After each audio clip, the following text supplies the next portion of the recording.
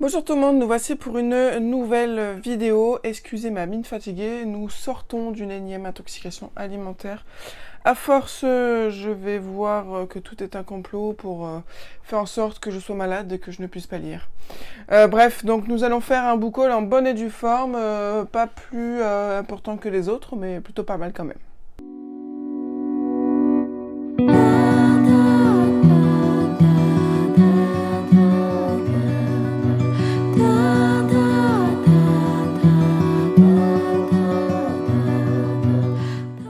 Donc en ce mois de juin, j'ai fait l'acquisition de 1, 2, 3, 4, 5, 6, 7, 8, 9, 10, 11, 12, 13, 14, 15, 16, 17, 18, 19, 20, 21, 22, 23, 24, 25, 26 livres.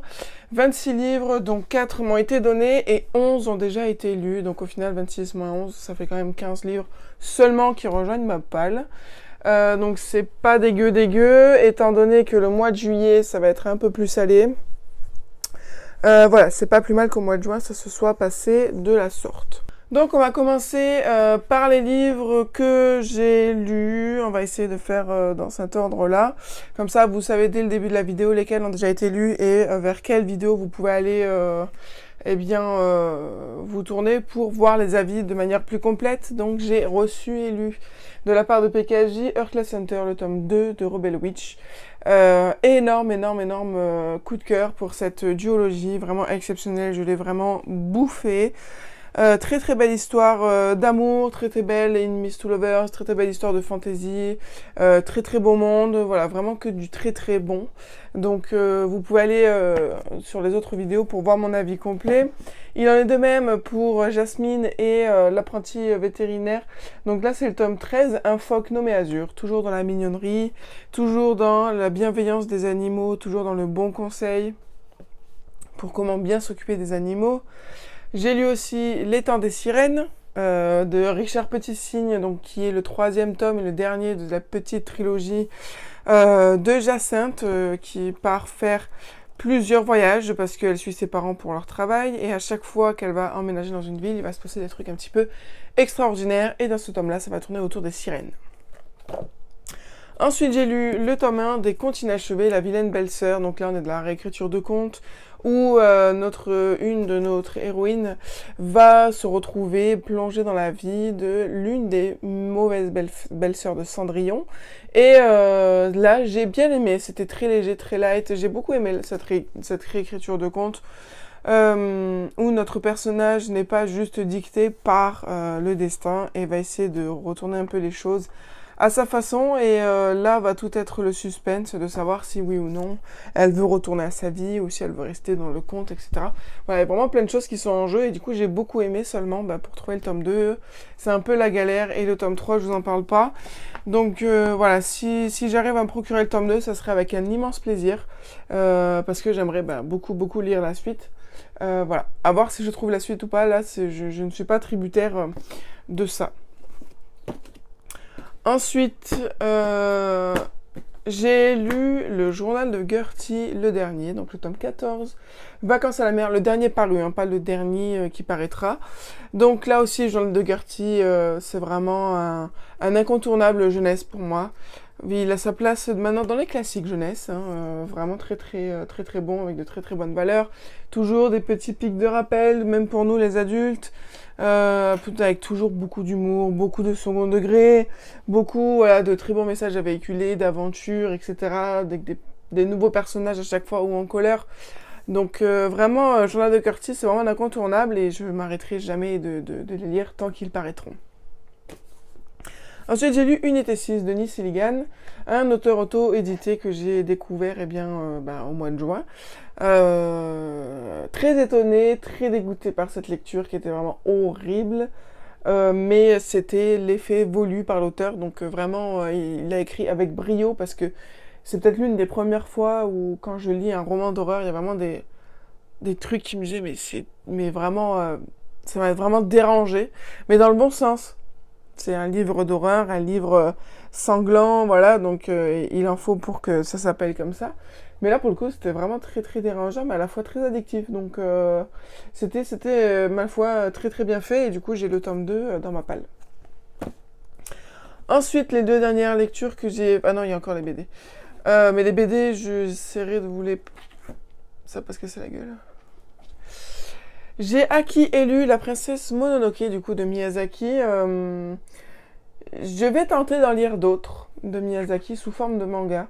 Parce que les livres, je suis pas encore prête. Les films, je suis pas encore prête. J'en ai parlé encore très récemment avec un fan de Miyazaki. Et pour les premiers temps, bon, à la base, c'était des films. Mais c'est vrai que j'ai pas envie de me dégoûter et de pas finir un film et après de ne plus vouloir voir de Miyazaki. Donc je trouve que sous format manga, c'est plutôt pas mal parce que c'est de la lecture, que je suis pas obligée de regarder le film et si je m'endors, il faut que je le reprenne, etc. Voilà, c'est un rapport différent. Donc je pense que même si ça m'a paru très bizarre, c'était vraiment très tiré par les cheveux. Il y a quand même de belles valeurs et tout ça, mais bon, maintenant, aujourd'hui, rares sont les livres qui n'ont pas de valeur ou quoi. Mais voilà, il y a vraiment des trucs vraiment très très bizarres qui m'ont laissé vraiment très perplexe, voire un petit peu même dégoûté. Enfin bon, voilà, c'est très bizarre. C'est très bizarre, mais pour l'instant, j'en ai lu qu'un. Je vais voir les autres si je peux essayer de les lire, mais pourtant celui-là je pensais que ça allait vraiment être beaucoup le faire parce que c'était autour de l'esprit de la forêt, du respect de la nature, la protection de la nature, l'équilibre entre les animaux sauvages et la population humaine, etc. Il y avait vraiment de beaux messages là-dedans, mais c'est vrai que voilà, c'était assez dense et un petit peu bizarre. Mais voilà, je vais essayer d'en lire d'autres sous ce format et voir après ce que j'en pense sur plusieurs œuvres. Ensuite, je me suis procuré au mois de juin Comment tuer la vilaine. J'ai beaucoup aimé ce premier tome. J'attends de voir la suite. Là, du coup, on est dans pareil que dans Les Contes inachevés, une jeune fille qui va se retrouver dans la peau de la belle-sœur de Cendrillon. Voilà. Donc... Elle en a marre de rester là, elle veut à tout prix essayer de mourir pour rentrer chez elle, sauf que ça ne fonctionne pas. Et du coup, on va voir comment elle va s'en sortir. Pour l'instant, c'est vraiment très introductif, donc il n'y a pas énormément de choses avancées. Mais on va voir si elle va essayer de se battre, si elle va essayer de tout faire pour rester en vie là-dedans ou de rentrer chez elle. Voilà, vraiment, on est vraiment aux prémices de l'histoire. Et j'attends Comment tuer la vilaine, le tome 2, au mois d'août, je crois. Donc voilà, on va bien voir ce que ça donne. Bon, je vous montrerai les BD après, en fin de vidéo, parce que là, j'ai vraiment une très grosse pile posée sur les BD, donc je ferai après. Donc dans les livres que j'ai pas lus, nous avons La Reine courtisane d'Anatrice. Donc j'ai prévu de lire ce mois-ci, j'ai déjà marqué la moitié du livre parce que je fais toujours ça. Voilà, j'ai hâte de voir ce que ça donne parce qu'ensuite de Anatrice, j'ai aussi la Divine Darkness et un autre livre je sais plus. Mais voilà, je pense cet été là lire la reine courtisane et Divine Darkness. Mais vu que c'est un one shot, j'ai envie de commencer par celui-là d'abord avant Divine Darkness. Comme ça, je sais un peu ce qu'elle est capable de faire en un seul livre et voir ensuite ce que ça donnera sur toute une trilogie. Donc là, la reine courtisane aussi, on est sur une romantaisie à caractère spicy apparemment plus. Une histoire de reine qui est affiliée à la magie de l'eau. Et du coup, elle va être capturée et on va voir un petit peu ce qui va en être ensuite de sa capture. Apparemment, ça va être un livre, j'ai lu pas mal j'ai vu des avis aussi sur YouTube où il y a énormément de surprises, c'est-à-dire que cette personnage va faire croire qu'elle est cette personne. Puis ensuite, elle va dire, en fait, non, je suis cette personne, mais... Elle dit pas encore des choses. Donc, et ensuite, elle va dire vraiment qui elle est de A à Z. Donc, elle va vraiment se dévoiler petit à petit. Donc, je trouvais ça plutôt pas mal. Il va y avoir une histoire d'amour, donc. Et puis, on va voir ce que ça donne. On va voir ce que ça donne. Il y a pas mal de choses, apparemment, qui ont l'air plutôt spicy, là. Je viens de feuilleter, je suis tombée sur quelque chose, mais bon. C'est pas des choses qui me dérangent. Mais voilà, apparemment, ça a l'air vraiment très très bien. En plus, j'adore les histoires autour des 4 éléments de l'univers. Donc, ça a l'air d'être plutôt pas mal.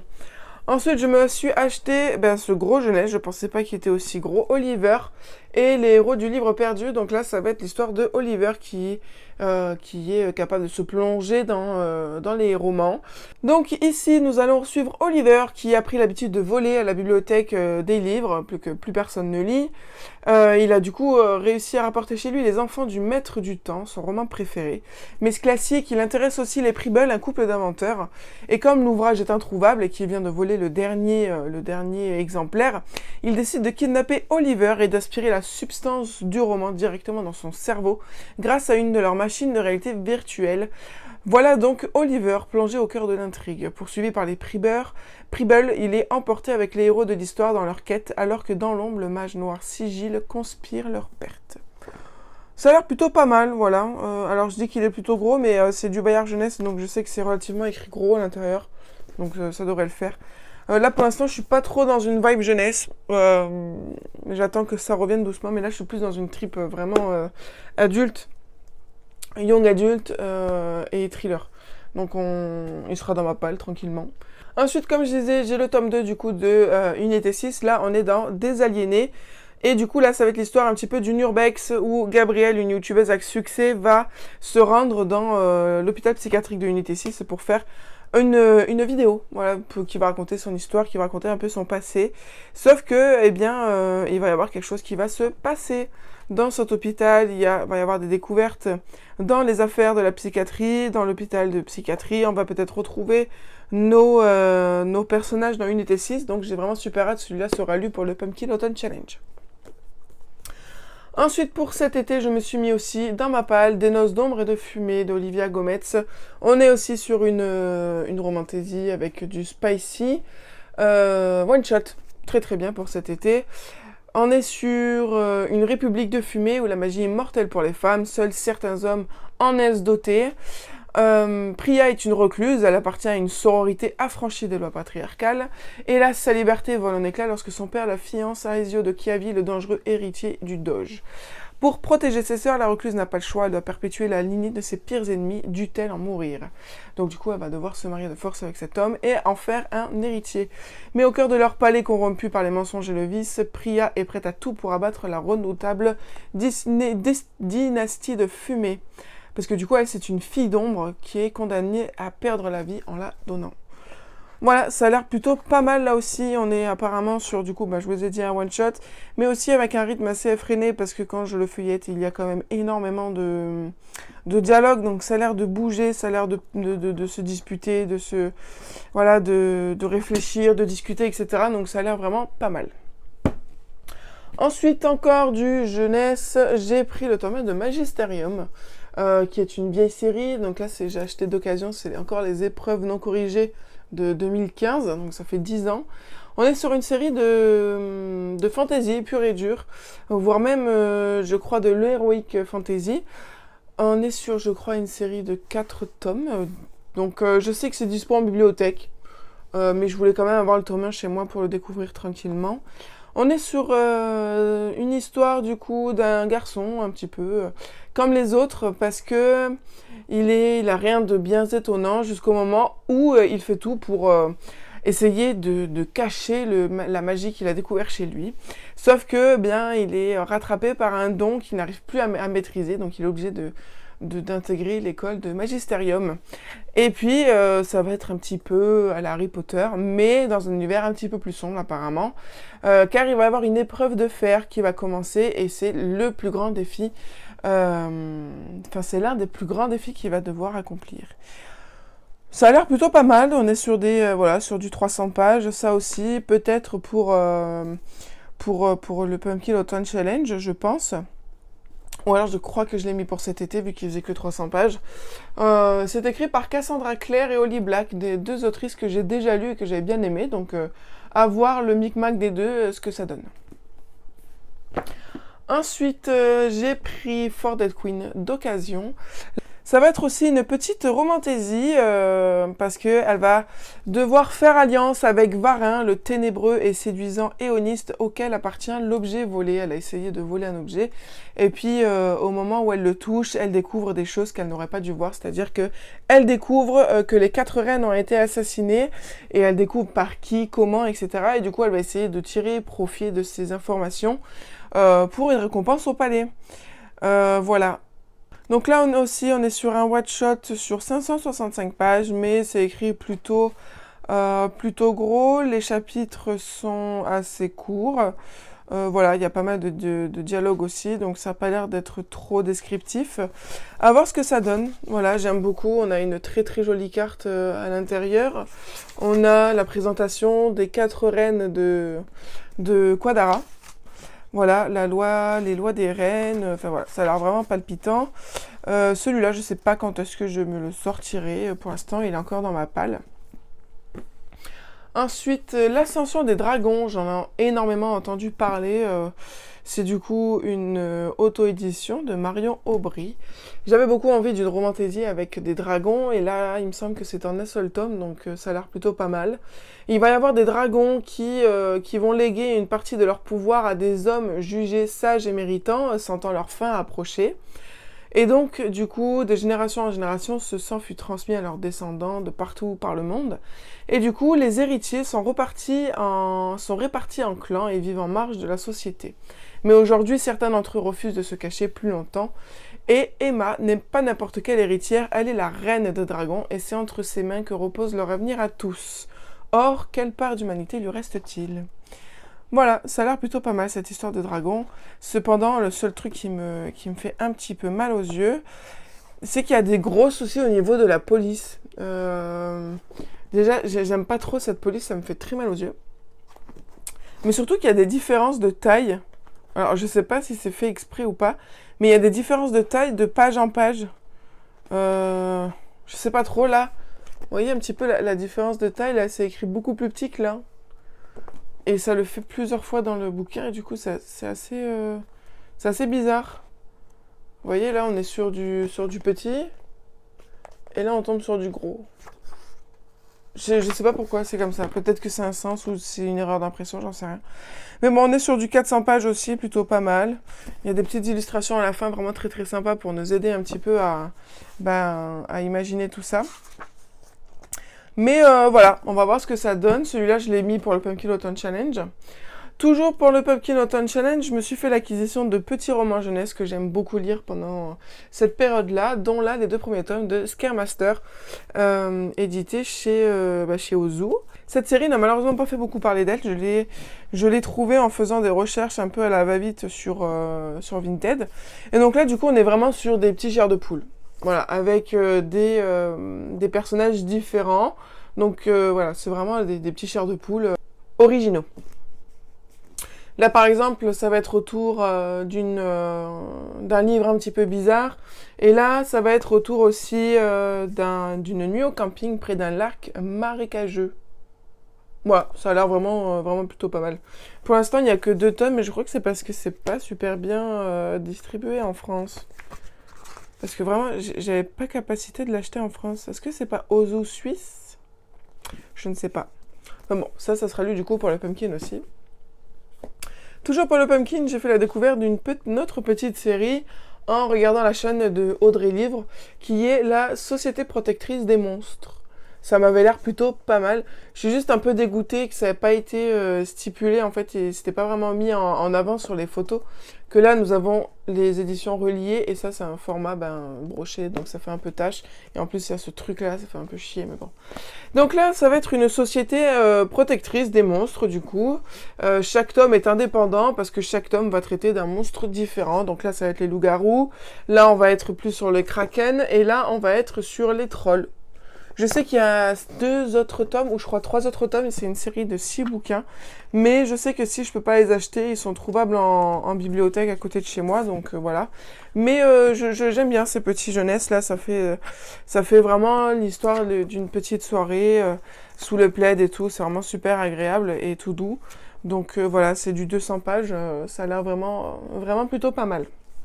Ensuite, mon ami m'a fait gracieusement le don de 4 livres que vous voyez déjà là.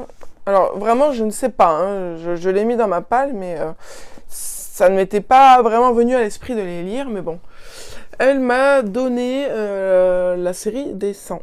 Voilà, c'était pas une série que j'avais regardée, j'ai pas le souvenir d'avoir vraiment été happée par l'histoire, mais du coup, écoutez, elle m'a donné les 4 gratuitement, ils sont en super bon état, et puis au pire, bah, si j'aime pas, ils feront des euros sur Vinted, parce qu'ils sont vraiment neufs, elle les a eu 50 centimes pièce sur une brocante. Donc pour essayer, ben, je me suis pris le tome 1 pour cet été. Du coup, je sais pas ce que c'était les couvertures de l'époque au moment de leur sortie, parce que là du coup ce sont les couvertures de la série. Donc moi qui n'ai pas vu la série, ben bon, bof. Ouais, c'est vraiment les couvertures de la série. Je me souviens de cette jeune fille, parce que il me semble quand même qu'à l'époque j'avais regardé le premier et le deuxième épisode de la série, mais ça m'avait pas tant marqué que ça. Mais ma foi, nous allons voir, ils sont pas non plus énormes, ils font 350 pages. À voir, en plus on change de point de vue, donc ça c'est plutôt bien. Voilà, à voir ce que ça donne. Pour l'instant, ça, je peux pas vous dire d'a priori, j'en sais rien du tout. Enfin bon, voilà, nous verrons bien ce que ça donne, et puis au final, bah, si ça passe pas, c'est pas grave. Ça ira chez d'autres personnes.